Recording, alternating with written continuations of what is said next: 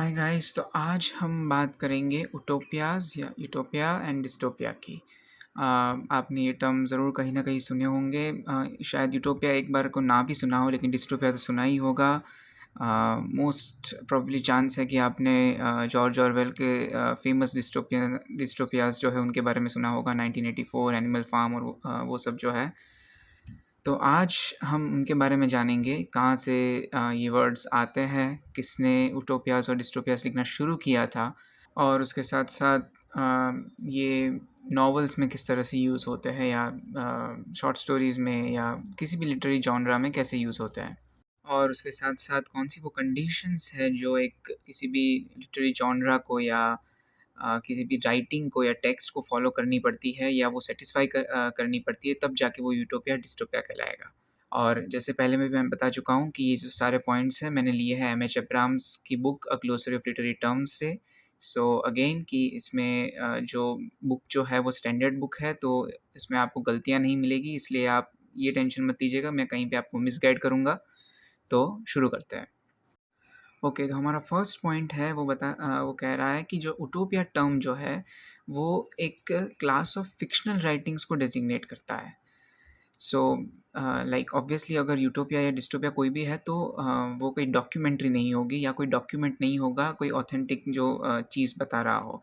वो एक फ़िक्शनल चीज़ ही होगी जो किसी राइटर ने लिखी होगी।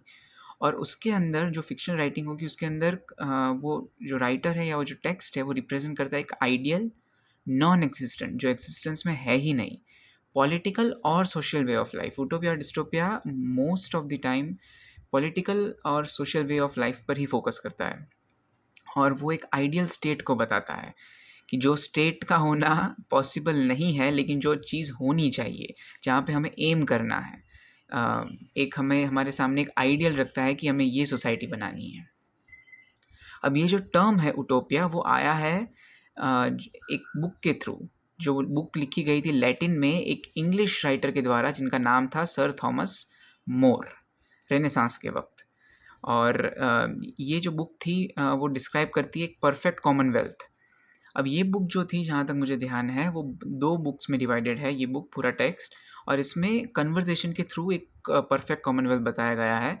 एक कैरेक्टर है उसके अंदर राफेल हितलोड़े करके, और वो थॉमस मोर के साथ ही बात कर रहा है और वो बता रहा है कि कैसे वो एक, क्योंकि वो जो कैरेक्टर है हितलोड़े का वो एक सी ट्रैवलर है, और वो एक ऐसी जगह पर गया था जहाँ पर उसे परफेक्ट कॉमनवेल्थ देखने को मिला। तो इसलिए वो कह रहा है कि मतलब कैसे हम इन द सेंस इंग्लैंड पीछे चल रहे हैं एक परफेक्ट कॉमनवेल्थ से, कि हमारा इंग्लैंड कितनी सारी जगहों पर पीछे है कि तो लाइक इंग्लैंड किस तरह से इम्प्रूव करना चाहिए। एक तरह से ये एक सटायर तो नहीं कहेंगे, लेकिन एक तरह से ये इंग्लैंड को बता रहा है कि हमें कहीं कहीं काफ़ी सारी चीज़ों में हमें अभी इम्प्रूव करना है। और मोर ने ये जो टाइटल लिया था वो ग्रीक वर्ड्स यूटोपिया और आउटोपिया से लिया था। यूटोपिया मतलब गुड प्लेस और आउटोपिया मतलब नो प्लेस। अब जो थॉमस मोर ने यूटोपिया लिखा था वो 1515 और 16 के अराउंड लिखा था, लेकिन ये जो यूटोपिया का जो शुरुआत थी और जो पहला सबसे बेस्ट एग्जाम्पल है वो है प्लेटो के रिपब्लिक का, जो 4th सेंचुरी के अराउंड लिखा गया। और प्लेटो का रिपब्लिक जो टेक्स्ट है वो डायलॉग या फिर वो आइडिया सेट करता है एक परफेक्ट कॉमनवेल्थ का, जो सबसे मतलब that can at best be merely approximated by political organisations. मतलब पॉलिटिकल ऑर्गेनाइजेशंस यहाँ तक ही अप्रॉक्सीमेट कर सकती है, यहाँ तक ही बेस्ट का सोच सकती है। अचीव तो शायद नहीं कर पाएगी, लेकिन जो बेस्ट होगा वो यहाँ तक होगा, ऐसा प्लेटो की रिपब्लिक में प्लेटो ने बताया है। और उसके बाद काफ़ी सारे जो लेटर यूटोपियाज़ आए, जैसे कि सर थॉमस मोर के थे, वो अपने आइडियल स्टेट को रिप्रेजेंट करते थे फ़िक्शन के थ्रू। और मोस्टली जो फ़िक्शन के थ्रू, मतलब जैसे आइडियल स्टेट जिस तरह से रिप्रेजेंट होता था वो ऐसे ही होता था कि कोई एक ट्रैवलर है जो कहीं दूर किसी कंट्री में पहुंचा है, और वहाँ जाकर उसने कोई आइलैंड या कोई शहर या कोई कंट्री देखा, और जो फिर आकर बता रहा है कि ये जो मैंने कंट्री देखा वो इतना परफेक्ट था। तो उनका जो आइडियल स्टेट होता था वो इसी प्लॉट के थ्रू रिवील होता था। और उसके बाद एम.एच. अब्राम्स कह रहे हैं कि मोर की वजह से इस जॉनरा को काफ़ी सपोर्ट मिला और पुश मिला, इसलिए उसके बाद काफ़ी सारे यूटोपियाज़ लिखे गए। उसमें से कुछ तो सिर्फ आर्केडियन ड्रीम्स से, मतलब कोई आइडियल या पैराडाइज जैसा कोई प्लेस बता रहे थे जिसका रियलिटी से कोई ज़्यादा लेना देना नहीं था। लेकिन कुछ मतलब लिखे गए थे इस वजह से कि मतलब वो सोशल और टेक्नोलॉजिकल इम्प्रूवमेंट्स की ब्लूप्रिंट की तरह काम कर सके। मतलब वो गवर्नमेंट या स्टेट को बता सके कि इन इन चीज़ों के थ्रू हम अपने कंट्री को इम्प्रूव कर सकते हैं, इसलिए वो उटोपिया लिखे गए थे। और उसके एग्जांपल यहाँ पर दे रखे हैं कि जैसे कि फ्रांसिस बेकन्स का न्यू एटलांटिस हो गया, विलियम मॉरिस का न्यूज़ फ्रॉम नोवेयर हो गया, या शार्लेट परकिंस गिलमैन्स का हरलैंड हो गया। तो ये सारे उटोपिया है जो एक ब्लूप्रिंट की तरह वर्क कर रहे हैं, स्टेट को बता रहे हैं कि आप ये एक्शन लेंगे तो हमारा कंट्री और डेवलप करेगा, हम और ग्रो करेंगे और इम्प्रूव होगा। अब ये चीज़ भी थोड़ी लाइक कह सकते हैं हम कॉम्प्लिकेटेड है, क्योंकि हम कह रहे हैं कि यूटोपिया डिस्टोपिया फिक्शनल राइटिंग्स है, जो कि करेक्ट है क्योंकि ये सारी चीज़ें रियलिटी में नहीं है। लेकिन ऐसा भी नहीं है कि वो इमेजिनरी प्लेसेस का रिप्रेजेंटेशंस है, क्योंकि मोस्ट ऑफ द यूटोपिया और डिस्टोपियाज में या तो कोई भी यूटोपिया होगी तो या तो कोई इनऑर्डिनेटली सुपीरियर प्लेस के बारे में बताया गया होगा। इनऑर्डिनेटली हम कह सकते हैं कि कोई भी ऐसा प्लेस जो एक्सट्रीमली सुपीरियर है कंपेयर टू योर कंट्री। तो मतलब कोई भी चीज़ अगर सुपीरियर है अपने कंट्री से तो वो जो वो जॉनरा हो जाएगा वो उटोपिया हो जाएगा। और या तो फिर दूसरा एक जॉनरा है जो मैनिफेस्ट करता है exaggerated versions of some of its unsavoury aspects. मतलब जो एस्पेक्ट जो हमें पसंद नहीं है या जिनके बारे में हम बात नहीं करना चाहते, जो है रियलिटी में लेकिन हम छुपाना चाहते हैं या हमें पसंद नहीं है वो, तो उसको एग्जैजरेट करके बताता है, तो ये डिस्टोपिया हो गया।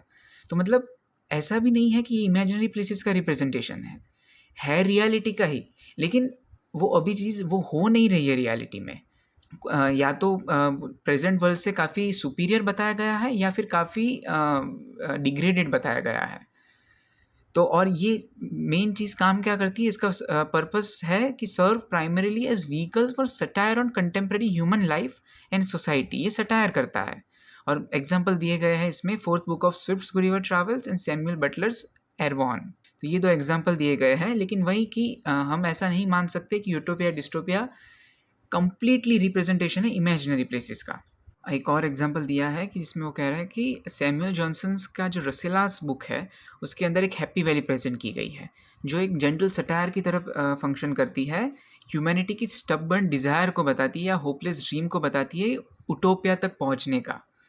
कि ह्यूमैनिटी जो यूटोपिया की ड्रीम को अचीव करना चाहती है वो मतलब कितना ढीठ है ह्यूमैनिटी हमारा कि हम उसको कुछ भी करके अचीव करना चाहते हैं, और वो ड्रीम कितना होपलेस है क्योंकि वो अचीव हो नहीं सकता। तो आगे रसेल हाज़ में एब्राहम से पॉइंट आउट करते हैं कि सैमुअल जॉनसन है, उन्होंने ये सिर्फ यही डिस्कवर नहीं किया कि no mode of life available in this world guarantees happiness.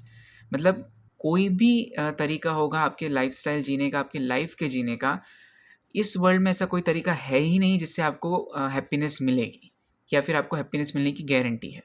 और साथ साथ सैमुअल जॉनसन ये भी पॉइंट आउट करता है कि ये जो यूटोपियन सेटिस्फेक्शन है, अगर मान लो हम अचीव कर भी ले यूटोपिया को, तो वो जो सेटिस्फेक्शन हो जाएगी हर एक ह्यूमन विशेस की, जो रसेलास में हो जाती है हैप्पी वैली में, वो सिर्फ रिप्लेस करती है unhappiness of frustrated desires with the unhappiness of boredom. मतलब पहले हम अनहैप्पी थे क्योंकि हमारे डिज़ायर पूरे नहीं हो रहे थे, लेकिन अब सारे जब पूरे हो गए तो हम अनहैप्पी है बोर्डम की वजह से। सो मतलब हैप्पीनेस फिर भी नहीं है, अनहैप्पीनेस बस रिप्लेस हो रही है टॉपिक में। अच्छा चलो अब हम आते हैं डिस्टोपिया पे। डिस्टोपिया का मीनिंग होगा बैड प्लेस, और ये भी ऑब्वियसली वर्क्स ऑफ फिक्शन में ही अप्लाइड होगा, लेकिन मोस्टली ये साइंस फिक्शन में ज़्यादा यूज़ होता है। मतलब डिस्टोपियन का जो मतलब डिस्टोपियन जो नावल होती है वो मेजरली साइंस फिक्शन की कैटेगरी में आती है। और उसके अंदर डिस्टोपिया ऑब्वियसली बैड प्लेस है, तो उसके अंदर बताता है कि रिप्रेजेंट करता है a very unpleasant imaginary world जिसमें ominous tendencies of our present social, political and technological order are projected into a disastrous future culmination। मतलब ये कह रहा है कि जो डिस्टोपिया है वो एक अनप्लेजेंट इमेजिनरी वर्ल्ड, ये भी इमेजिनरी वर्ल्ड ही है, लेकिन फिर से हम ऐसा नहीं कहेंगे कि ये इमेजिनरी प्लेसेस का ही रिप्रेजेंटेशन है। तो मतलब जैसा मतलब मैंने कहा कि बता तो रहा है इमेजिनरी वर्ल्ड, लेकिन हम इतना मान के नहीं चलेंगे कि ये प्रॉपर इमेजिनरी प्लेस का ही रिप्रेजेंटेशन है, क्योंकि वो जो अनप्लेजेंट इमेजिनरी वर्ल्ड डिस्टोपिया में बताया गया है वो रिफ्लेक्शन है हमारी प्रेजेंट सोशल, पॉलिटिकल और टेक्नोलॉजिकल टेंडेंसीज़ का। और वो टेंडेंसीज़ ऐसी है कि वो सजेस्ट कर रही है कि आगे जाके बहुत बुरा होने वाला है। तो इसलिए ये बता रही है कि are projected into disastrous future culmination, कि हम जो ये अभी हमारी जो एक्ट्स है या हमारे जो एक्शंस है वो आगे जाके डिज़ास्टर में टर्न होंगे, which will lead to a disastrous future culmination. मतलब हमारा फ्यूचर इतना सेफ नहीं है, अगर हमने अभी टेंडेंसीज नहीं बदली तो फ्यूचर खतरे में है हमारा। और इसके एग्जांपल्स आप सभी को पता ही होंगे। एलियोस हक्सलीज का brave new world, George Orwell's का 1984, मार्गरेट एटवुड्स का द हैंडमेड्स टेल, सॉरी वो कैनेडियन राइटर है। और मतलब यही सारे एग्जांपल्स हैं। तो ये हो गया हमारा उटोपिया और डिस्टोपिया। मैं उम्मीद करता हूँ आप सभी को समझ आया होगा। अगर ना आया हो तो आप मुझे कमेंट करके बता सकते हैं, मैं दूसरा कोई वीडियो या वहाँ कमेंट में समझाने की कोशिश करूँगा। और अगर आपको और कोई किसी टर्म या किसी लिटरेचर के टॉपिक पे वीडियो चाहिए तो ज़रूर कमेंट करिएगा। Thank you.